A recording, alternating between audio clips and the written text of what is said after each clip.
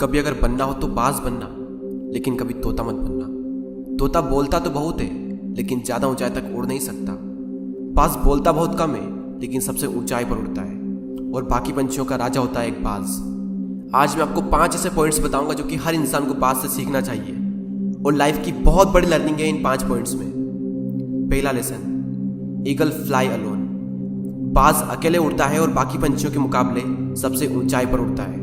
बाज अकेले उड़ेगा, लेकिन कभी भी चिड़िया और छोटे पंछियों के साथ नहीं उड़ेगा।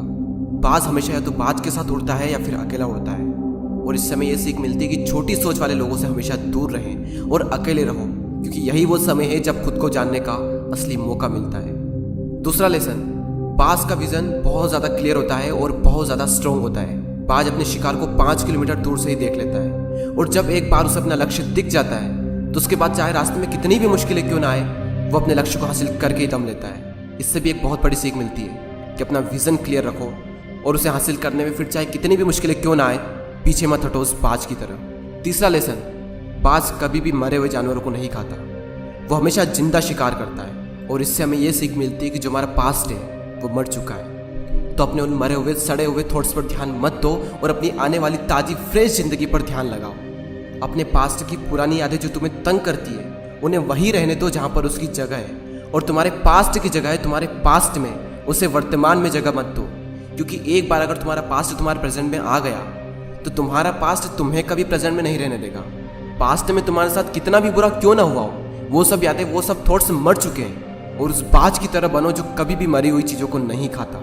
चौथा लेसन, जब आंधी तूफान आते हैं तो बाज बहुत ज्यादा एक्साइटेड हो जाता है। जब बारिश होती है तो सारे पंछी छिपकर बैठ जाते हैं, लेकिन बाज को बड़ा मजा आता है। जब तेज हवाएं चलती है तो बाज उन हवाओं के सहारे और तेजी से ऊपर की ओर उठता है, और ऊपर उड़ते उड़ते इतना ऊपर उड़ जाता है कि बादलों से भी ऊपर पहुंच जाता है। और इससे भी एक बहुत बड़ी सीख मिलती है कि मुसीबत में मजा ढूंढो।